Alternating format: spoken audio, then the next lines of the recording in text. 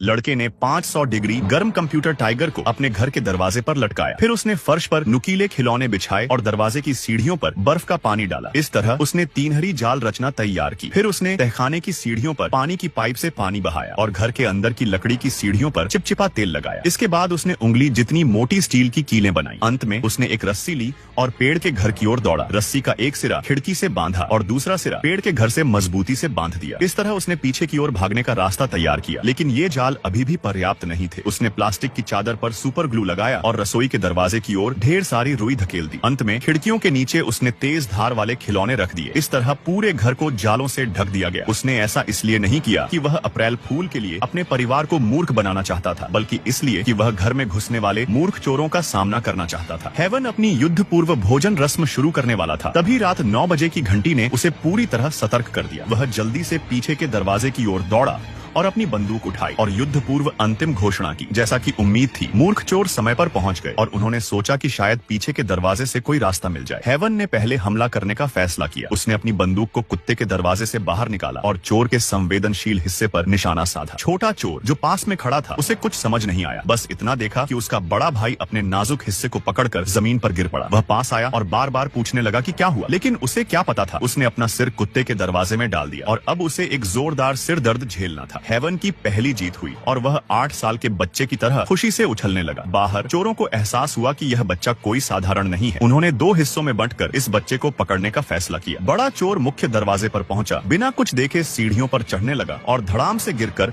औंधे मुंह पड़ा। उसकी हालत देखकर लग रहा था मानो वह कोई बड़ा कछुआ हो। वह हार नहीं मानना चाहता था। जमीन से उठा और पास के रेलिंग को पकड़कर फिर से चढ़ने की कोशिश की, लेकिन फिर से जोर से गिर पड़ा। बड़ा चोर बेहोशी से जागा। उसका दिमाग सुन्न था। उसे समझ ही नहीं आ रहा था कि वह कहाँ है। आखिरकार अपनी सारी ताकत लगाकर वह ऊपर पहुंचा। थोड़ा सुस्ताने के बाद उसने दरवाजे का हैंडल पकड़कर खोलने की कोशिश की, लेकिन उसका हाथ जलकर सुगंधित सुअर के खुर जैसा हो गया। यह सब हेवन चुपके से देख रहा था और एक बार फिर बच्चे की तरह खुश हो रहा था। बड़े चोर ने देखा कि मुख्य दरवाजे से रास्ता नहीं बन रहा, तो गुस्से में लौटकर फिर से पीछे के दरवाजे पर आया। उसने सावधानी से दरवाजा खोला, लेकिन उसका सिर झलकर भूमध्य सागर जैसा चमकने लगा। क्या आपको लगता है कि बस इतना ही था? नहीं, और भी बुरा होना बाकी था। बड़ा चोर गुस्से में दरवाजा तोड़कर अंदर घुसा, हेवन को टुकड़े टुकड़े करने के इरादे से। वह गुस्से में रसोई के दरवाजे की ओर बढ़ा और उसने हेवन को गिड़गिड़ाते हुए सुना। गुस्से में आकर उसने रसोई का दरवाजा खोल दिया। कुछ ही मिनटों में हेवन ने बड़ा चोर को पूरी तरह भटका दिया। वह दिशाओं का अंदाजा ही नहीं लगा पा रहा था। अगर जानना चाहते हो आगे क्या हुआ, तो चैनल को सब्सक्राइब करो और कमेंट में लिखो नेक्स्ट पार्ट।